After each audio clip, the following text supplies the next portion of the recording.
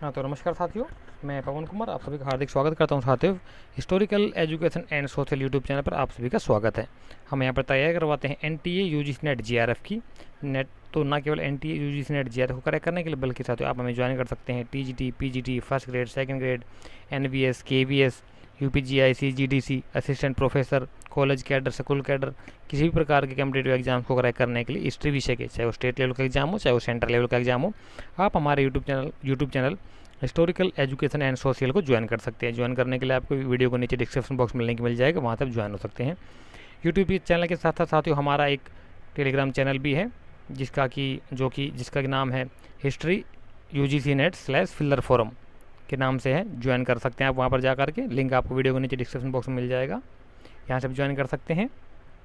ठीक है, और जो वो इसलिए साथियों क्योंकि कुछ चीज़ें ऐसी होती हैं जो हम यहाँ पर कवर अप नहीं कर पाते हैं, कुछ चीज़ें कवर अप नहीं हो पाती हैं, तो उनको हम टेलीग्राम पे पोस्ट कर देते हैं। जैसे कि कुछ अपडेट्स होती हैं, पीडीएफ होती है, नोट्स होते हैं, बुक्स वगैरह होती हैं, उनको हम टेलीग्राम पे पोस्ट कर देते हैं, वहाँ से आप जा करके देख सकते हैं। तो इसके अलावा साथ साथ हमारा एक साथी व्हाट्सअप ग्रुप भी है। व्हाट्सअप ग्रुप पे भी अगर आप ज्वाइन होना चाहें तो हो सकते हैं। उसका नंबर है, आप नोट कर सकते हैं उस नंबर को। वो नंबर है हमारा 9250710079। ये नंबर है। इस नंबर के ऊपर आप मैसेज करिए, अपना नाम और अपनी डिटेल लिख के भेज दीजिए, हम आपको ज्वाइन करा देंगे व्हाट्सअप ग्रुप में। हमारी डिस्कशन चलती रहती है व्हाट्सअप ग्रुप पे भी, तुरंत मैसेज मिलता है आपको, तुरंत रिप्लाई मिलता है आपको। किसी प्रकार कोई क्वारी हो तो भेज सकते हैं। और सैटरडे को, इसके अलावा साथ सैटरडे को शाम 4 बजे हमारे लाइव गूगल मीट होती है, जो कि हमारा एक लाइव डिस्कशन होता है। डाउट सॉल्विंग सेशन होता है। वो किसी प्रकार का डाउट सॉल्व करने के लिए आप पूछ सकते हैं, अपना कोई डाउट हो तो आपका, वहाँ पे भी आप ज्वाइन कर सकते हैं। सैटरडे को शाम 4 बजे, लिंक आपको उसका टेलीग्राम चैनल पे और व्हाट्सअप ग्रुप में मिल जाता है। तो ये तो था हमारे चैनल के बारे में। अब हम चलते हैं अपनी क्लास में साथियों। हमारी क्लास जो चल रही है, फास्ट रिवीजन चल रहा है हमारा। 1 बाय 1 करके, टॉपिक बाय टॉपिक हम आपका रिवीजन करा रहे हैं एमसीक्यू के थ्रू। ठीक है, तो इसमें हमारे स्टार्टिंग से हमने किया था पाषाण काल से लेकर के, अब हमारा जैन और बौद्ध धर्म कंप्लीट हो चुका है। आज से हमारा जो नया चैप्टर चला है साथियों, वो है हमारा मौर्य काल का। ठीक है, तो मौर्य काल के संदर्भ में फर्स्ट क्वेश्चन आज का कहता है कि किस ग्रंथ में उल्लेख है कि चाणक्य ने चंद्रगुप्त मौर्य को सकल जम्बूद्वीप का सम्राट बनाया था। बताइए साथी, कौन से ग्रंथ में उल्लेख आता है?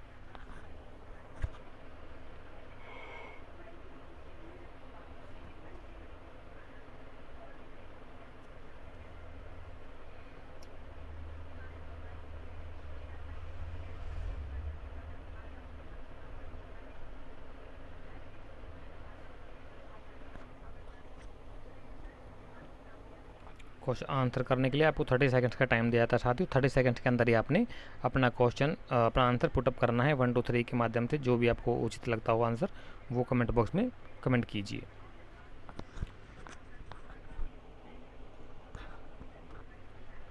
तो इस क्वेश्चन नंबर फर्स्ट का जो राइट आंसर होगा साथी, वो होगा आपका ऑप्शन नंबर 2, यानी कि महावंश में।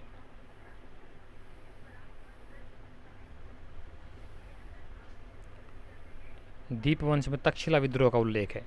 दीपवंश में तक्षशिला विद्रोह के लिए किसको भेजा गया था, कोई बताएगा जरा? चंद्रगुप्त मौर्य काल में तक्षशिला में विद्रोह हुआ था, तो उसको दबाने के लिए किसे भेजा गया था, कौन सा राजकुमार था?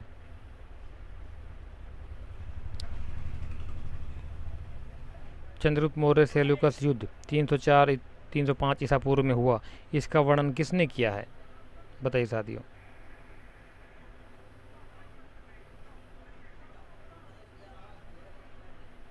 दिखाई पड़ा ना साफ साफ आप सभी को? बताइए कौन से स्टोरी ने इसका उल्लेख किया है, चंद्रगुप्त मौर्य और सेल्यूकस निकेटर के बीच में जो 304-5 ईसा पूर्व में लड़ाई हुई थी, युद्ध हुआ था, उसके बारे में पूछ रहा है। सिंपल क्वेश्चन है यार, ये तो बिल्कुल बता सकते हो आराम से आप।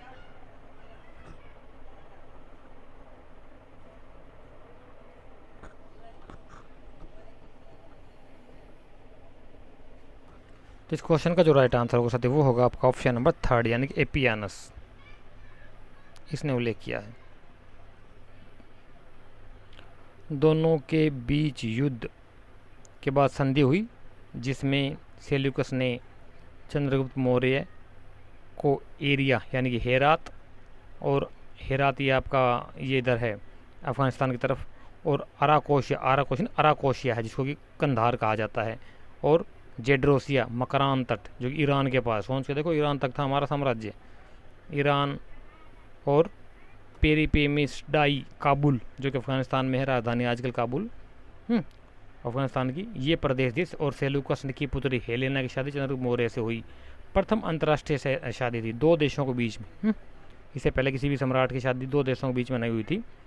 तो ये जो पहली शादी जो कि दो देशों के बीच में हुई, दो विदेशियों के बीच में, एक देशी यानी चंद्रगुप्त मौर्य या भारत का सम्राट, और दूसरा यूनानी चंद्रगुप्त सेल्यूकस निकेटर, उसकी बेटी के साथ इसने शादी कर ली थी, जिसका नाम था हेलेना। बदले में चंद्रगुप्त मौर्य ने सेल्यूकस को 500 हाथी उपहार में दी, क्योंकि हाथी वहाँ पर नहीं होते साथियों, ये हकीकत है। आज भी देखोगे तो वहाँ का हाथी जो है नेचुरल प्राणी नहीं है वहाँ का। ओनी सीक्रेट्स ने सिकंदर की जीवनी लिखी है, ठीक है।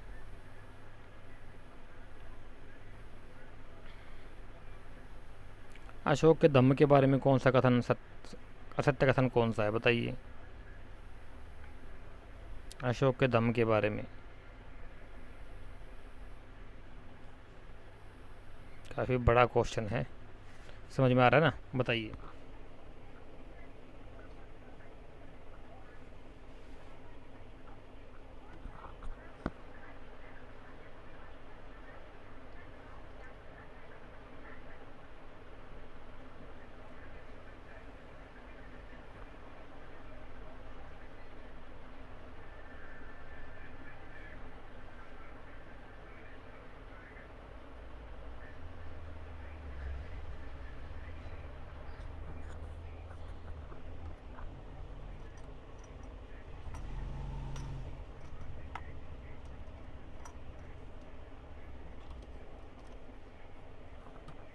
क्वेश्चन नंबर 3 का जो राइट आंसर होगा साथी वो होगा आपका ऑप्शन नंबर 4, यानी कि यूनानी लेखों में 14 शिलालेख में विदेशों में यूनानी शासक तथा पड़ोसी राज्यों में धम्म विजय का दावा करता है, ये गलत होगा।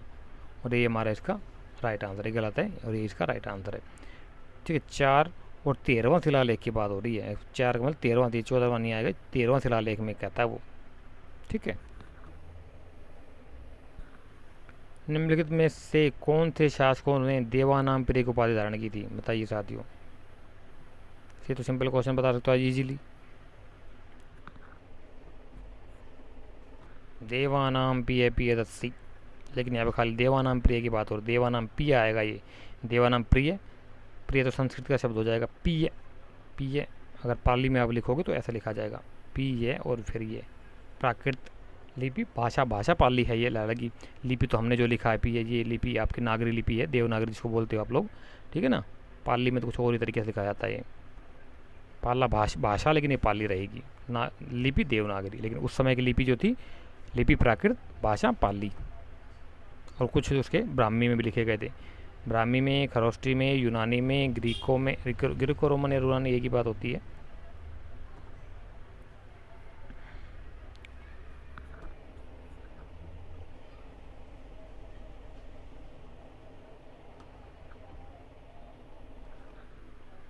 तो इसका जो राइट आंसर होगा ना वो पता होगा सभी को, ये था आपका 3rd। अशोक ने, दशरथ ने, अशोक का ही उत्तराधिकारी हुआ था बाद में, अशोक का नहीं उत्तराधिकारी नहीं हुआ तो बाद में मौर्य साम्राज्य को उत्तराधिकार हुआ था दशरथ, ठीक। और तीसरा था आपका तीस, ये तो श्रीलंका का शासक था, तीस जो है ताम्रपर्णी श्रीलंका का शासक था, इसने की अशोक का समकालीन था, इसने भी देवानाम को उपाधि धारण की थी। अनुसंधान अनुसंधान अनुसंयान होगा, ये अनुसंधान नहीं होगा भाई, अनुसंयान। प्रादेशिक राजयुक्त युक्त जैसे अधिकारियों को हर 5वें साल निरीक्षण कार्य तथा धर्म प्रचार हेतु भेजना कौन से 2 स्थानों पर हर तीसरे साल भेजे जाते थे, बताइए। अनुसंधान नहीं होगा, अनुसंधान तो रिसर्च हो जाएगा आपका, ठीक है। ये अनुसंयान होगा, अनुसंयान यानी कि विवरण विदेशी यात्रा भेजना।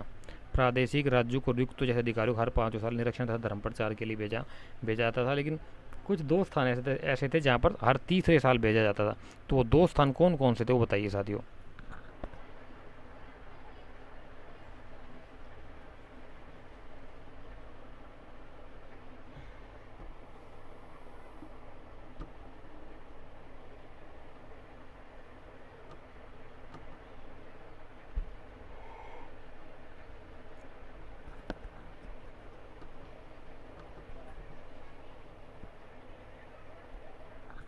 तो क्वेश्चन नंबर 5 का जो राइट आंसर होगा साथी वो हो जाएगा आपका ऑप्शन नंबर 2, यानी कि उज्जैन और तक्षशिला।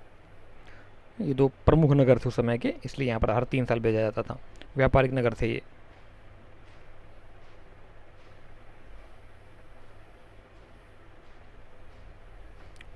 निम्नलिखित में से कौन सा असत्य है? 4 ऑप्शन दिए गए, चारों में से बताइए कौन सा जो है वो गलत है।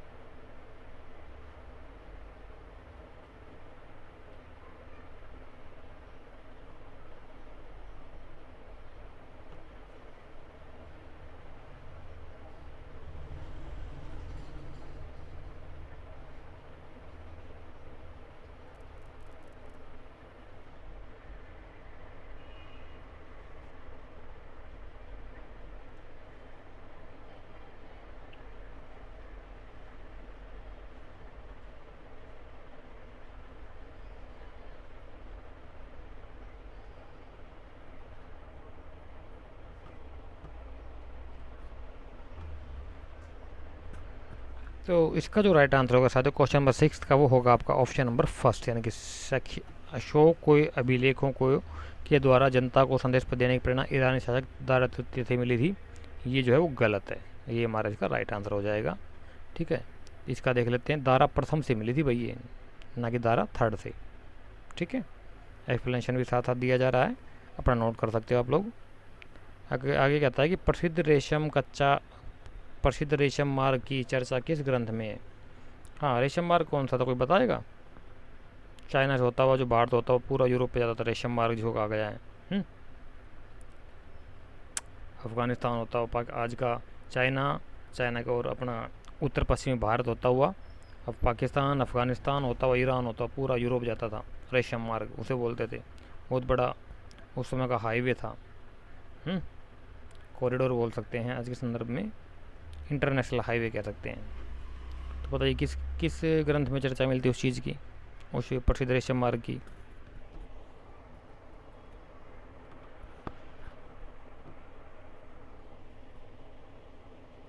तो 7th क्वेश्चन का जो राइट आंसर होगा साथी वो होगा आपका ऑप्शन नंबर 3, यानी कि अर्थशास्त्र में। सिंपल क्वेश्चन है, इसमें कुछ है नहीं।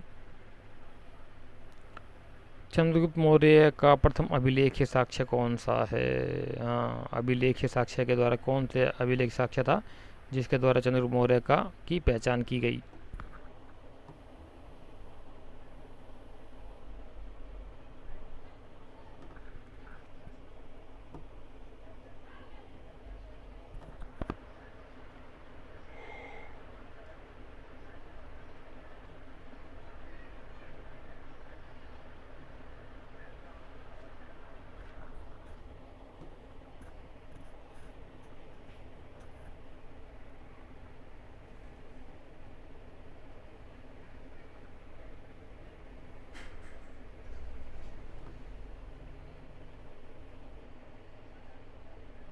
तो इसका जो क्वेश्चन नंबर 8 का जो राइट आंसर होगा साथी वो होगा आपका ऑप्शन नंबर 4, यानी कि जूनागढ़ अभिलेख। जूनागढ़ अभिलेख किससे संबंधित है अपना देख लेना। ठीक है, क्या कहता है कि जूनागढ़ अभिलेख जो रुद्रदमन जूनागढ़ अभिलेख, रुद्रदमन का जूनागढ़ अभिलेख जो कि था आपका 150 AD। ठीक है, दूसरी शताब्दी का था। ये रुद्रदमन जो था ना, आपको पता होगा महाक्षत्रप था। ठीक, इसने बनवाया था वो आपके क्या बोलते हैं यार, वो आते हैं झील, सुदर्शन झील का, उसी में उल्लेख मिलता है इनका। तो उसी में उल्लेख मिलता है कि चंद्रगुप्त मौर्य के मंत्री पुष्यगुप्त वैश्य द्वारा सुदर्शन झील है, ये गलती जी नहीं, झील के निर्माण का उल्लेख है। और इसी में सुदर्शन निर्माण झील सूत्र क्या लिखा हुआ है? चपु अस्तु ऋषुश्च। चंद्रगुप्त मौर्य के बारे में लिखा है पुष्यगुप्त चपु, अशोक तुषास अतु, रुद्रदमन के समय था विशाखदत्त ऋषु, और स्कंदगुप्त के समय था चक्रपालित सच। ये इस तरह के टर्म्स दी हुई हैं, इस तरह के शब्द खुदे हुए हैं वहाँ पर। ठीक है, स्क्रीनशॉट ले सकते हो, बहुत इंपॉर्टेंट चीज़ है, जल्दी से मिलती नहीं है ऐसी चीज़ें। तो इन चीज़ों का स्क्रीनशॉट ले लिया करो अपना, ठीक है।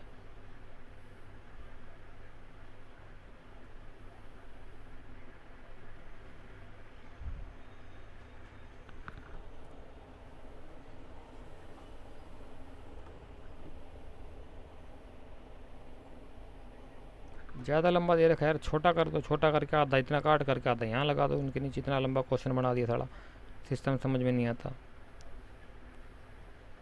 आधा इधर कर दो, क्या दिक्कत है बताओ। इतना लंबा बना दी, उसकी पूंछ इतनी लंबी बना दी, वो आ ही नहीं रहा हो। क्वेश्चन नंबर 9 कहता है कि मुद्रा राक्षस तथा परिशिष्ट पर्वन के अनुसार चंद्रगुप्त मौर्य को हिमालय क्षेत्र के किस शासक ने सहायता दी थी। हाँ, ये इंपॉर्टेंट है साथियों।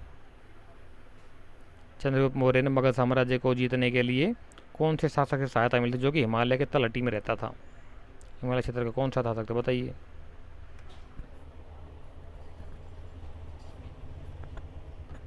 खारवेर, खल्लाट, पर्वतक, हिमाद्री। ये खल्लाट नहीं, खल्लाटक होगा, खल्लाटक। ठीक करना इसका, बताइए इसका राइट आंसर क्या होगा इसका।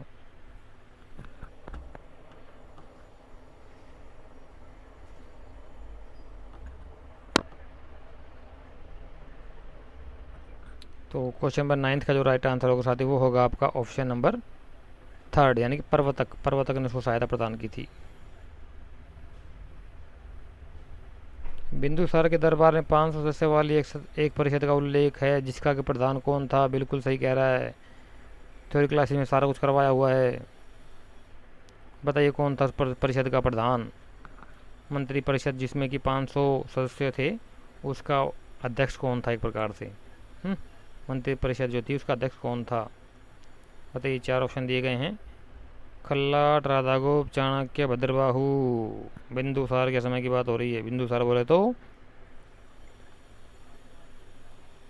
अशोक का पिता और चंद्रगुप्त मौर्य का बेटा। चंद्रगुप्त मौर्य के समय अलग अध्यक्ष था और आपके ये बिंदुसार के समय में अध्यक्ष दूसरा हो गया था। तो इसका जो राइट आंसर होगा साथी वो होगा आपका ऑप्शन नंबर 1, खल्लाट। खल्लाटक था ये राधागुप्त उससे पहले था शायद। दिव्य अवदान में उल्लेख मिलता है इसका। कौशाम्बी स्तंभ लेख, रानी का लेख जिसको कहा जाता है, जिसमें अशोक के पुत्र तीव्र तथा रानी द्वारा दान का उल्लेख मिलता है। निम्नलिखित में से कौन सी रानी थी। उस दिन एक स्टूडेंट ने पूछा था ये सवाल तो हमसे। एकमात्र रानी और एकमात्र उसके बेटे का उल्लेख मिलता में अशोक के अभिलेखों में। कौशाम्बी स्तंभ लेख की बात हो रही है। कौशाम्बी स्तंभ लेख, रानी का लेख जिसमें अशोक के पुत्र तीव्र तथा रानी द्वारा दान का उल्लेख है। निम्नलिखित में से कौन सी रानी थी वो। सिंपल क्वेश्चन, बताइए।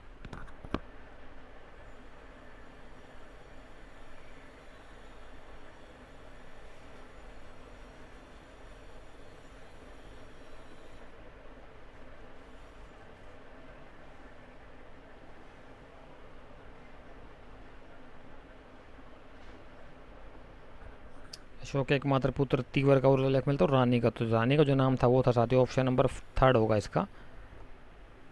क्या होगा ये, कारुआ की का एकमात्र रानी का उल्लेख मिलता है अशोक के अभिलेखों में। रानी तो है कारुआ की और बेटा है उसका तीवर, इन दो का उल्लेख मिलता है।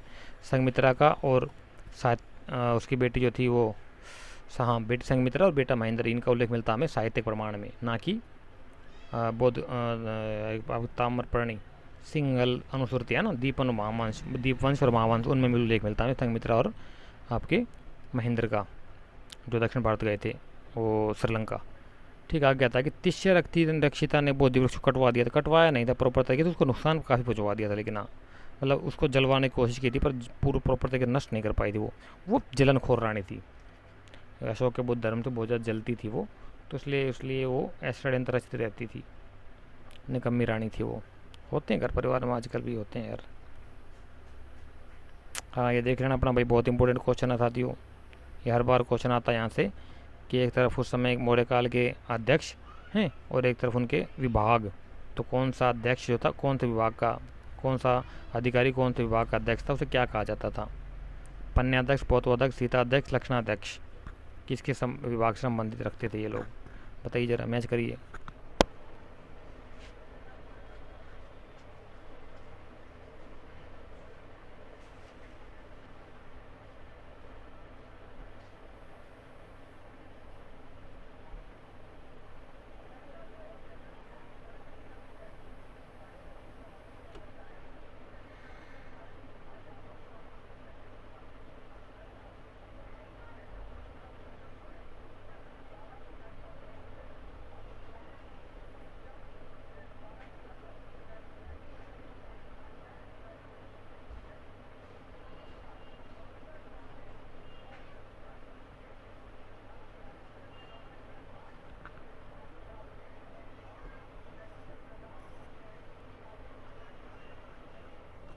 देख तो ऐसे क्वेश्चन के लिए मैंने बोला ना आपको, आपको कुछ पॉइंट, एक या दो पॉइंट्स ऐसा होना चाहिए जिसको आप 100% श्योर हो। जैसे कि मान लीजिए मुझे पता है कि पन्ने अध्यक्ष जो होता था वो आपका व्यापार वाणिज्य का अध्यक्ष होता था, ठीक है। पौधवा अध्यक्ष होता था आपका ये माप तोल का अधिकारी होता था। तो ए का दो और दो, बी का तीन, ए का दो और बी का तीन, ए का दो तो ये है, ठीक है, ठीक है, ये भी है, ये भी है, और ये हमारा हो गया बाहर। अब तीन बचे। अब बी का हमारा होगा थर्ड, बी का थर्ड इसमें भी है और इसमें भी था। अब इन दोनों के बीच में हम देखेंगे अब सी का सीता अध्यक्ष, सबको पता होगा सीता भूमि जो थी वो राज्य की निरंतर वाली भूमि थी, तो राजकीय कृषि विभाग का अध्यक्ष था सीता अध्यक्ष। सी का फोर्थ आपका इस लाइन देखोगे तो एक ही आता है। और डी का फर्स्ट लक्षण अध्यक्ष यानी कि मुद्रा व टकसाल का अधिकारी, ये इधर हो जाएगा। सिंपल, इसमें है ही क्या, ये तो इतना बड़े तो प्रैक्टिस होगा बेटा। जितना प्रैक्टिस करोगे, जितना साथियों आप बार बार प्रैक्टिस करोगे, उतना ही आपसे क्वेश्चन सॉल्व होते जाएंगे। कहते हैं ना practice makes a man be perfect, इसीलिए कहा गया वो प्रैक्टिस करो जितना ज़्यादा हो सके। ये और आगे फिर दोबारा से आ गया है।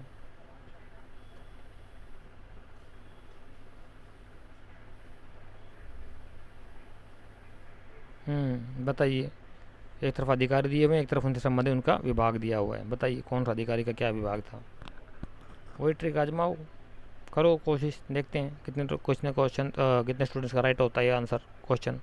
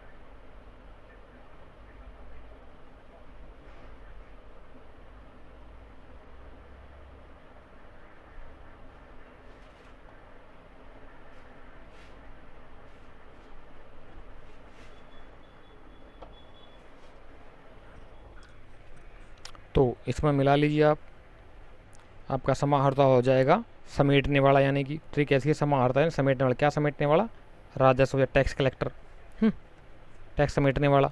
सन्निधाता, ये हो जाएगा आपका कोषाध्यक्ष, खजाने का खजानची, खजाने को देखभाल करने वाला। प्रशास्ता, प्रशस्ति, सबको पता पड़ा होना चाहिए, हिंदी मीडियम के स्टूडेंट हो आपको। प्रशस्ति किसे कहते हैं, जो राजा की प्रशंसा को में लिखे।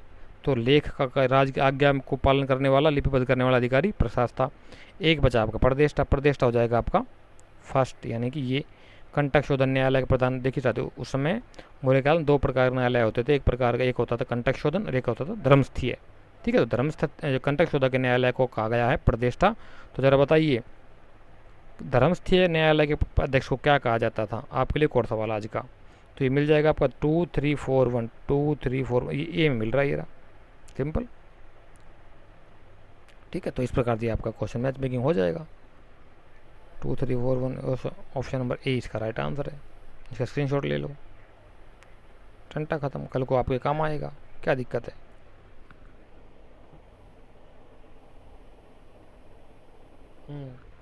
अक्षपटलाध्यक्ष किस विभाग का प्रधान होता था, बताइए साथियों। अक्षपटलाध्यक्ष किस विभाग का अध्यक्ष होता था। चाणक्य ने 27 से 28 विभाग अध्यक्षों की सूची दी हुई है उसमें, ठीक है। एग्रोनोमी, एरिस्टोनोमी, और नहीं वो तो सॉरी अगस्त, एग्रोनोमी और एरिस्टोनोमी तो ये नगर अधिकारी और आपका क्या बोलते हैं ग्रामीण स्तर का अधिकारी, क्योंकि किन के दोनों नाम दिए आपके मेगस्थनीज ने, एग्रोनोमी और एरिस्टोनोमी, क्योंकि वो तो विदेशी था ना, तो उसने अपनी लैंग्वेज में लिखा, यूनानी लैंग्वेज में, एग्रोनोमी और एरिस्टोनोमी। अक्षपटला अध्यक्ष बताइए फटाफट।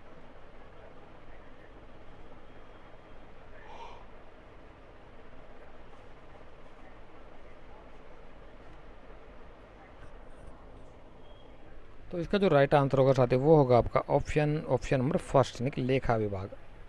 अक्षपटला अध्यक्ष लेखा विभाग संबंध रखने वाला अधिकारी था। आगे चलते हैं।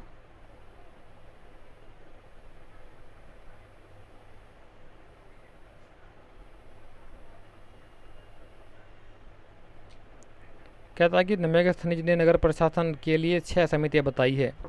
ठीक है, कौन सी समिति जनगणना तथा जन्म मृत्यु का पंजीकरण करती थी? क्या बात था, तो देख सोच कर देखिए, आज से लगभग 2300 साल पहले भी जनगणना होती थी, सेंसस होता था। और जन्म मृत्यु का हिसाब रखा जाता था, कितने लोग, हमारी जनसंख्या राज्य में कितनी है, उस हिसाब से वो लोग भी अपनी प्लानिंग करते हैं। जैसे आज हमारी नीति आयोग प्लानिंग करता है ना, तो डाटा तो होना भी चाहिए, तभी तो उसी के अकॉर्डिंग प्लानिंग करेंगे हम। तो डाटा ज़रूरी है, इसलिए एनआरसी और सीए लाया जा रहा है। कुछ लोगों ने विरोध करना शुरू कर दिया काम का इस चीज़ का, देखते हैं कब क्या होता है यार। तो कोई बताएगा ज़रा, 6 समितियाँ जो थी, 6 समितियाँ जो बताता था, एक समिति में कितने अधिकारी होते थे, बताइए जरा।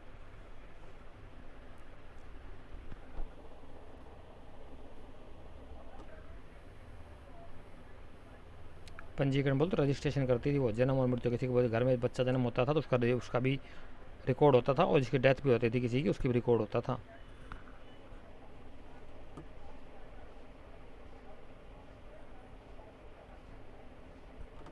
तो इसका जो राइट आंसर होगा साथ ही वो होगा आपका ऑप्शन नंबर 3, यानी कि तीसरी समिति जो ये काम करती थी।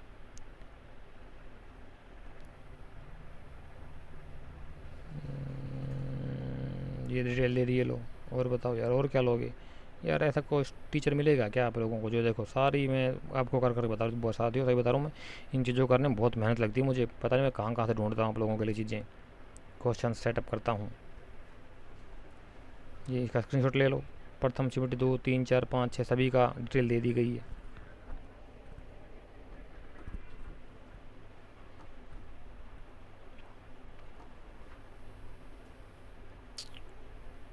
सुमेलित करिए, करो भाई, सुमेलित करो साथियों।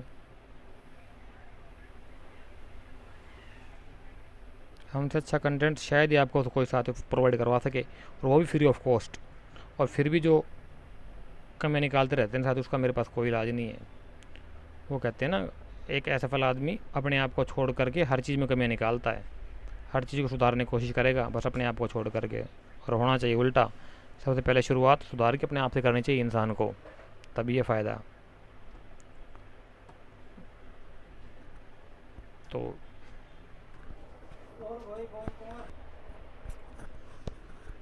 तो साथियों बताइए इसका राइट आंसर क्या होगा?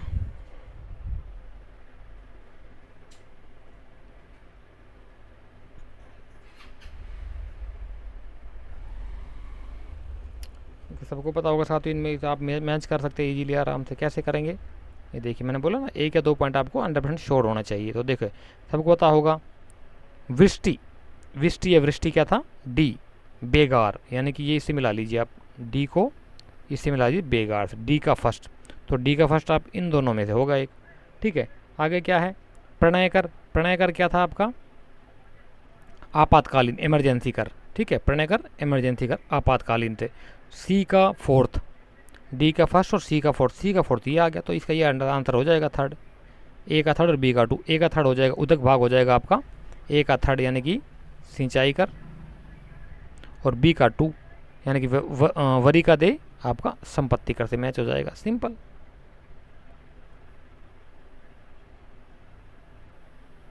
आंसर थर्ड हो जाएगा इसका।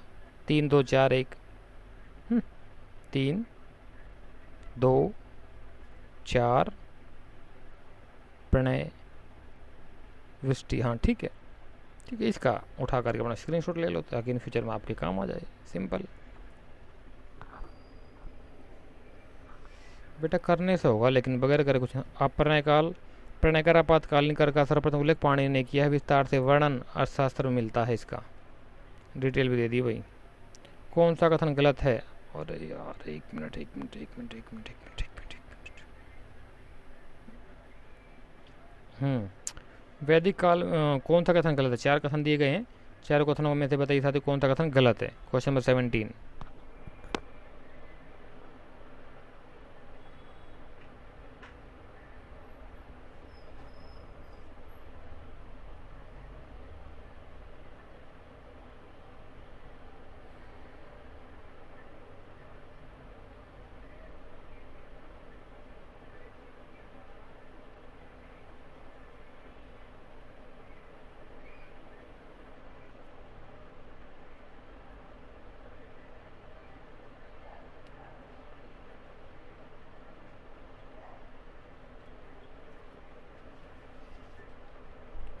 तो इसका जो राइट आंसर होगा 17 का वो होगा आपका ऑप्शन नंबर फर्स्ट, यानी कि वैदिक काल में सर्वप्रथम शूद्रों को नहीं लगाया गया था, ये इसका राइट आंसर है। तो शूद्रों को सर्वप्रथम कृषि कार्य में मौर्य काल में लगाया गया था, कृषि कार्य में शूद्रों को मौर्य काल में लगाया गया था।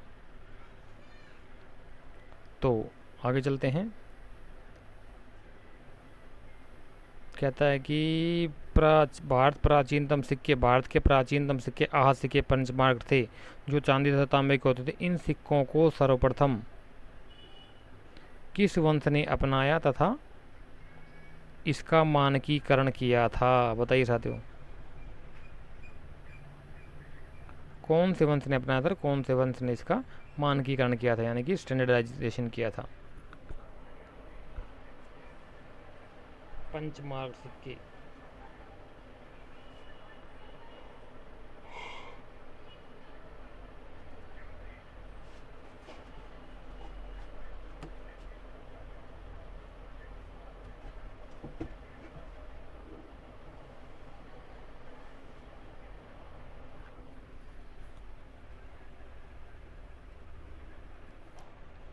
तो क्वेश्चन नंबर 18 का जो राइट आंसर होगा साथ ही वो होगा आपका ऑप्शन नंबर 2, यानी कि नंद वंशों ने, नंदों के पास बहुत सारी संपत्ति थी, बहुत करोड़ों सोने के चांदी के सिक्के होते थे इनके पास। कहते कि मौर्य काल में कौन सा सिक्का प्रचलित नहीं था?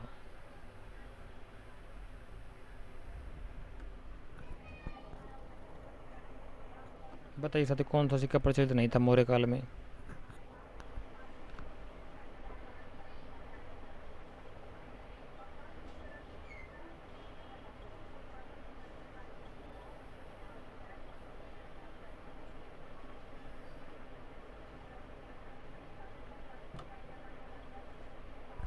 तो इसका जो राइट आंसर होगा साथी वो होगा आपका ऑप्शन नंबर 4, निष्क नहीं प्रचलित था। क्योंकि निष्क जो था वैदिक काल में प्रचलन में था, और ये गले का आभूषण था। क्या था? गले का आभूषण था, हार के टाइप में आभूषण था। धीरे धीरे के बाद में इसने मुद्रा का रूप ले लिया था उत्तर वैदिक काल में। आगे कहता है कि अशोक के मौर्य काल में अशोक के स्तंभ में कौन सी विशेषता नहीं पाई जाती है? बताइए।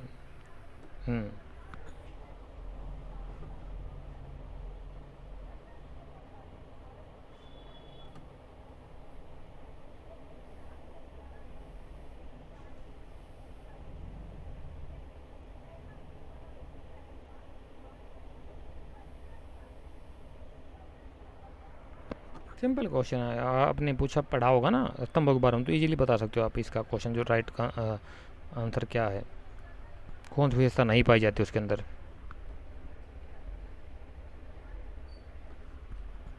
जो राइट आंसर होगा वो होगा आपका ऑप्शन नंबर 2। अशोक के स्तंभ बिना चौकी आधार की भूमि पर टिकाए गए, सीधा जमीन में गाड़े गए हैं, यानी कि ये गलत हो जाएगा। ये इसका और ये इसका राइट आंसर होगा 2। अशोक के स्तंभ चौकी पर आधार पर नहीं टिकाए गए, यानी कि जैसे मान लीजिए कोई पिलर होता है ना, मान लीजिए पिलर है, इसमें जो चौकी बनाई जाती है, इस प्रकार से चौक स्टैंड है, बेस बनाया जाता है ना। आज भी आप देखो कोई पिलर गाड़ा तो उसका बेस बनाया जाता है पहले, ताकि वो मजबूत रहे। लेकिन ये सीधा ही ज़मीन में गाड़ दिए गए, इसका कोई बेस नहीं बनाएगा, सीधा उठा के ऐसे कैसे ज़मीन में गाड़ दिए गए हैं। अच्छा, ये फिर दोबारा आ गए हैं कुछ। ये मैंने करवाया हो बेटा ऑलरेडी, थ्योरी क्लासेस में करवाया। मौर्य काल की जाकर देख लेना, वीडियो मिल जाएंगे आपको। 15 या 20वें नंबर पे होगी वीडियो, ज़्यादा ही होगी, 30 के आसपास होगी वीडियो। 20 से 30 के बीच में मिलेगी वीडियो नंबर 20 से 30 के बीच में मौर्य काल का देख लेना, मिल जाएगा आपको। अहितक, प्रवहन, पलवक और रूपा जीवा।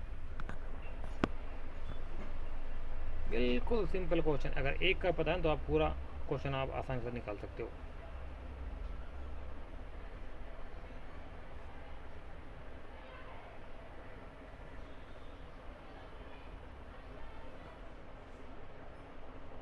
इन क्वेश्चन सोल्व करके मैंने बताया ना आपको कि एक पॉइंट आपको 100% श्योर होना चाहिए। तो देखो इसमें अगर ना भी हो तो भी आप थोड़ा आइडिया लगाया करो। देखो कैसे कि मान लीजिए डी ऑप्शन है, ये क्या रूपा जीवा, रूपा जीवा मतलब फीमेल का बोध करा रही है हमें। क्या है ये?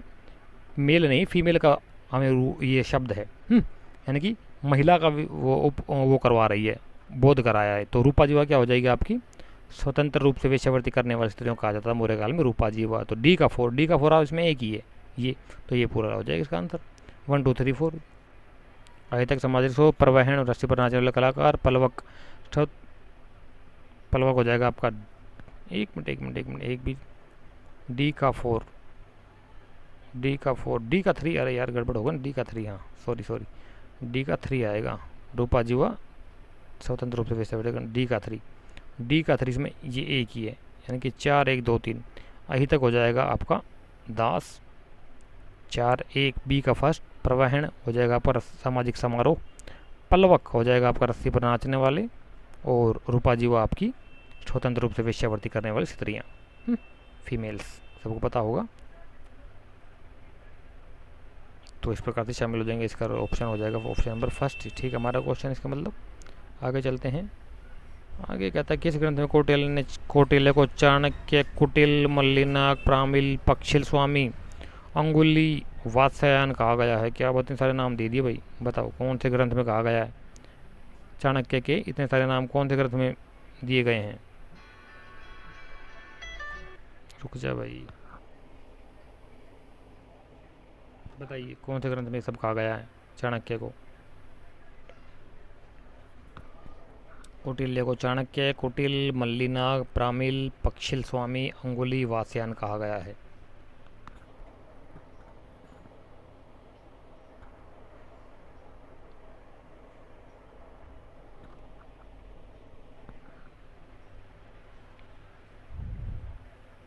तो इसका जो राइट आंसर होगा साथ वो होगा आपका ऑप्शन नंबर 2, यानी अभिधान चिंतामणि में ये सब इसका। ओहो, अभिधान चिंतामणि में कहा गया। अभिधान चिंतामणि जो है वो है आपके हेमचंद्र की रचना है।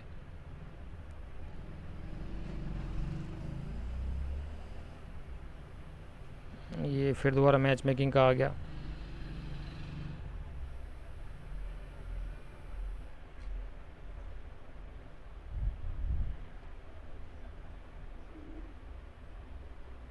बिल्कुल इजीली मिला सकते हो, बहुत आसान क्वेश्चन है, बिल्कुल आराम से मिला सकते हो आप लोग।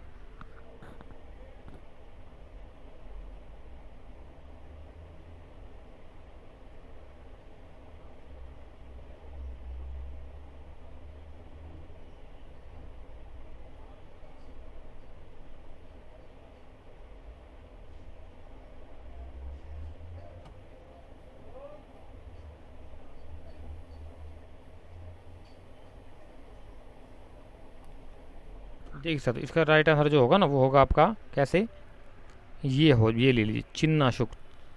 तो इस चिन्नाशुक किसे कहा गया है? मौर्य काल में चीन का रेशमी तो क्या कहा जाता था? चिन्नाशुक कहा जाता था। डी का 4 इसमें 2 हैं। अच्छा हाँ, एक मिनट यार, नहीं, टू डी का 2 इसमें एक ही है, ये रहा। तो इसका राइट आंसर हो जाएगा ऑप्शन नंबर फर्स्ट, यानी कि ए का 3 काकग्राम आपका। ओ, ए का 3 हो जाएगा काकग्राम, हो जाएगा आपका ये शिल्पी व उद्योग कर्मियों का गांव। बी का फर्स्ट केदार फसल लगी उपजाऊ भूमि। परिहारिक हो जाएगा वैसे गांव जो कर से मुक्त होते थे, परिहारिक वही आपका क्या बोलते, ब्रह्मदेव और अग्रहार और ब्रह्मदेव के समान, ठीक है ना। और चिन्नाशुक आपका चीन का रेशमी वस्त्र, ठीक है। तो ये इसका राइट आंसर हो जाएगा, इसका स्क्रीनशॉट ले लो। Option number first right answer हमारा, ठीक है। क्या दिक्कत है? कोई दिक्कत नहीं है यार। आगे चलते हैं 24 क्वेश्चन। माँ वस्तु, ये देखो ये डिटेल दे दी। और बताओ यार, और क्या लोगे? हो भाई साहब, इतना होने के बाद तो आदमी भाई साहब, हमारे यहाँ बोलते हैं ना, ज़मीन में पानी निकाल दे। इतना होने के बाद तो ना, इतना डिटेल इतने के बाद तो नेट तो क्या, मैं तो कहता हूँ आपका जीआरएफ से भी ज़्यादा नंबर आने चाहिए। जितना मैं तैयारी करवा रहा हूँ उस हिसाब से तो कोई नहीं तैयारी करवाएगा आप लोगों को, इतना गाइडेंस मैं करता हूँ।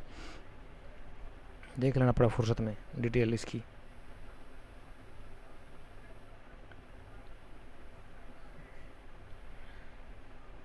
हाँ, सुवर्णमास, पल, कुडुम्ब, आढ़क किसकी इकाइयाँ थी? बताइए साथियों मौर्य काल में। माप, तोल, मुद्रा, सैनिक।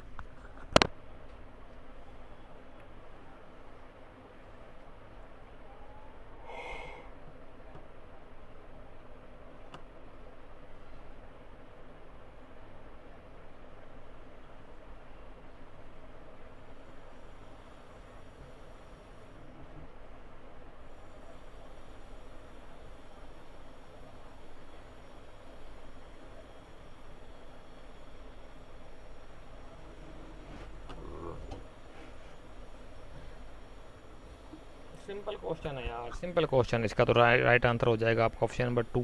तोल की इकाइयाँ हैं ये। तोल की माप की इकाइयाँ आडवाप थी वो, कुछ लोगों को कन्फ्यूज हो रहा होगा। आडप आडप आढप आ ढप या आडवाप थी वो, या फिर आडवाप। ध्यान रखना, हम कन्फ्यूज मत हुआ करो, दोनों अलग है। ये आडक है और यहाँ पे आडवाप, और आड ये है आपकी माप की इकाई, जमीन को भूमि मापने की इकाई। कुलेवाप, द्रोणवाप, पाटक और आडवाप, ये जो बड़ी इकाइयाँ थी। तो ये सोड़ यार, लेकिन यहाँ पे दिया हुआ है सोणमास, पल, कुटुंब, कुटुंब कुटुंब, बल्कि कुटुंब भी नहीं, कुटुंब और आडप, ये थी तोल की इकाई। तोलना है आटा, दाल, चावल वगैरह, तो आज हम ग्राम और किलोग्राम में तोलते हैं ना, उसी प्रकार की इकाइयाँ थी उस समय की। माप की इकाई हो, ये देखो और सुन लो, माप की इकाइयाँ ये थी भैया आपकी परमाणु, रथ चक्र, विपुत, अंगुल, युका, मध्य, धनुर्मष्ट। क्या बात है, क्रिटिकल बना दिया भाई। माप की इकाइयाँ थी ये। परमाणु तो बहुत छोटी हुई, यानी कि अणु और परमाणु है, एटम। मौर्य काल प्रसिद्ध लकड़ी के भवन जो पटना के समेत बुलंदी बाग तक कुम्भरहार में मिले, बहुत इंपॉर्टेंट है साथियों, इसे प्रकाश में लाने से किसी को इसको दिया गया है। हाँ बिल्कुल सही कह रहा है।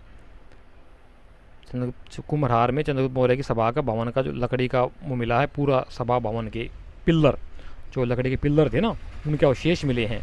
उससे अनुमान लगाया गया है, क्योंकि अगर आपके इसने अरिस्टो इंडिका किसने लिखी थी यार, मैगस्थनीज ने वर्णन किया बहुत अच्छा, कि कि चंद्रगुप्त मौर्य का महल जो था एक बतना से भी अधिक अच्छा था, और उसके जो वो था महल का राजसभा जो बनी हुई थी वो लकड़ी को पिल्लर से बनी हुई थी पूरी।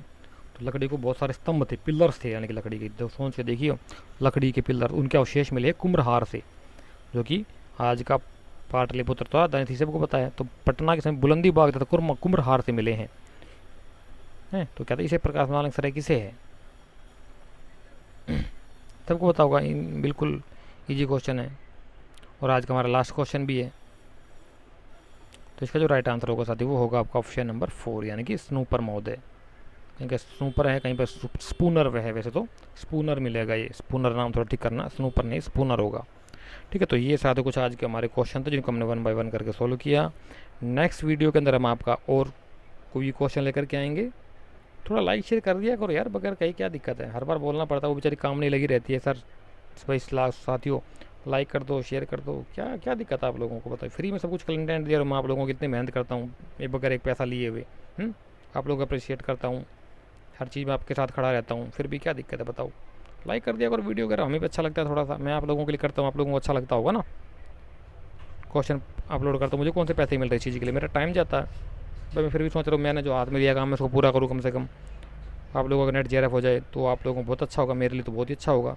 उसका एक टीचर, पता क्या साथियों, एक टीचर को कामयाब जब माना जाता है जब उसके स्टूडेंट कामयाब होते हैं, समझे। तो इसलिए मेरी जिम्मेदारी बनती है मैं आप लोगों को कामयाब करूँ, मैं पल पल आपके साथ खड़ा रहता हूँ हर चीज़ के लिए।